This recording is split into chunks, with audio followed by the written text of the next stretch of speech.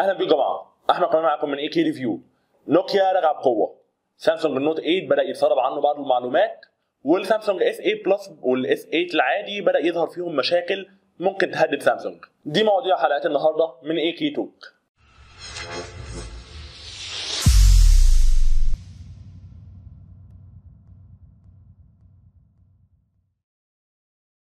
اول حاجه هبتدي بيها هي الفوتنج اللي انا عرضته عليكم في الفيديو اللي فات، واللي هو كان موضوع للنقاش: هل الايفون 8 هيقدر يرجع ابل للمنافسه تاني بقوه زي زمان ولا لا؟ النسبه الاكبر واللي هي 56% شايفه ان الايفون 8 مش هيرجع ابل لقوتها زي زمان. يعني ده اكتر من نص تقريبا الناس مقتنعه ان الايفون 8 مش هيخلي ابل بنفس قوتها زي ما كانت في الاول. 20% وده المركز الثاني واللي هو كنت انا منهم ان هو هيرجعها، وانا كنت منهم الحقيقه، لان كل التسريبات بتاكد ان ابل هتعلي سكرين تو بادي ريشيو، هتبتدي تطور من نفسها وتعدل من نفسها بحيث ان هي تقدر تواكب التطور اللي حصل في الفتره اللي هي كانت متاخره عن بعض منافسينها فيه. نسبه 15% من الناس شايفه ان ابل دلوقتي في مجدها، ودوت انا معارض ليه تماما، لان انا شايف ان ابل ما بقتش متقدمه زي زمان وبقت متاخره كمان جدا عن منافسينها. و8% برضو انا معارض ليهم، شايفين ان ابل عمرها ما كانت متقدمه او عمرها ما كانت احسن من منافسينها. دي كانت نتائج الفوتنج بتاعت الحلقه اللي فاتت. ما تنساش تكمل الفيديو لحد الاخر دوت علشان تعرف الفوتنج بتاع الحلقه ديت. نرجع تاني لمواضيع الحلقه ديت.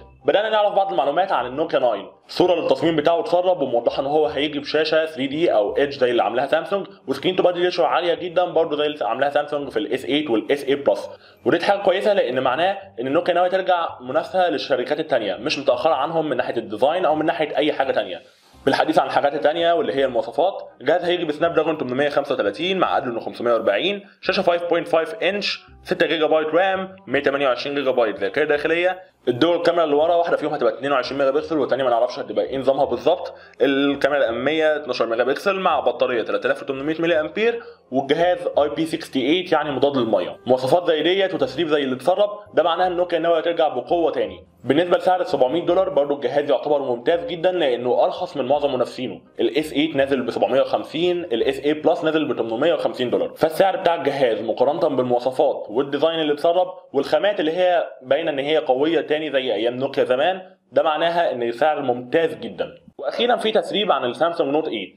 هو مش تسريب عن السامسونج نوت 8 قوي، بس هو البروتوتايب او نسخه مبدئيه للاس 8 بلس، ومنه نقدر نستنتج حاجات عن اللي هتنزل في السامسونج نوت 8. البروتوتايب اللي اتسرب او النسخه المبدئيه ديت مبينه دول الكاميرا من ورا، وده معناها ان الاس 8 بلس كان المفروض ينزل بدول الكاميرا. عدم ان هم يعملوا كده في رايي الشخصي ان ده بسبب تاخر الشركه المصنعه للالتراسونيك فينجر برينت سنسور او الفينجر برينت سنسور اللي هو بيكون تحت الشاشه بتاعه الجهاز. بالتالي سامسونج اضطرت ان هي تعمل فينجر برينت سنسور فيزيكال ورا جنب الكاميرا، وما بقاش عندهم مساحه يعملوا دول كاميرا في الحته دي. حتى الان ما نعرفش مواصفات عن الجهاز نفسه غير ان الشاشه ممكن تكون اكبر شويه من الاس 8 بلس، تكون 6.4 انش.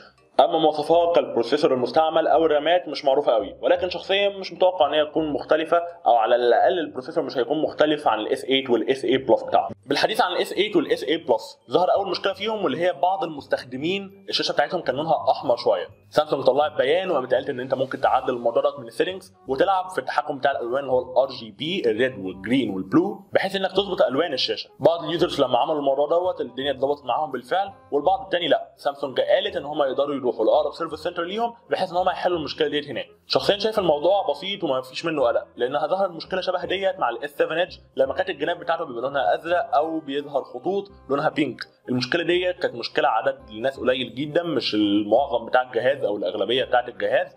ولما كانت بتحصل المشكله ديت كان يقدر يبدل الجهاز من اي سيرفيس سنتر قريب ليه بتاع سامسونج. ففي الاس 8 والاس 8 بلس حتى لو الموضوع ما اتحلش بابديت للسوفت وير قدام، وانا شخصيا متوقع ان هو يكون من السوفت وير، ممكن لو كانت من الهاردوير سامسونج تتكلف بالموضوع دوت وان هي تتحمل المشكله بتاعتها، والناس اللي ظهرت معاها المشكله ديت يقدروا يودوا الجهاز لاقرب سيرفيس سنتر ليهم وهم هيدوا لهم جهاز بديل ليه. الفتره دي كانت مليانه بالتسريبات قوي. ظهر برضو تسريب عن ال HTC U بس، مش يو بلاي، مش يو الترا. HTC U هو الجهاز الاقوى ل HTC في سنه 2017، واللي هو المفروض مكمل بعد سلسله ال1 اللي هو كان اخيرا ال1 M9، وبعدين نزل في 2016 ال HTC 10، ومفروض هينزل السنه دي ال HTC U. سناب دراجون 835 وده المعتاد دلوقتي في سنه 2017. شاشه 5.5 انش، 4 جيجا بايت رام، 64 جيجا بايت ذاكره داخليه، 12 ميجا بكسل كاميرا خلفيه، و16 ميجا بكسل كاميرا اماميه. مواصفات طبيعيه او معتاده من اي جهاز هاي اند في سنه 2017. والشكل بصراحه بيخلينا افضل ال HTC U Ultra عليه او حتى شكل ال HTC 10.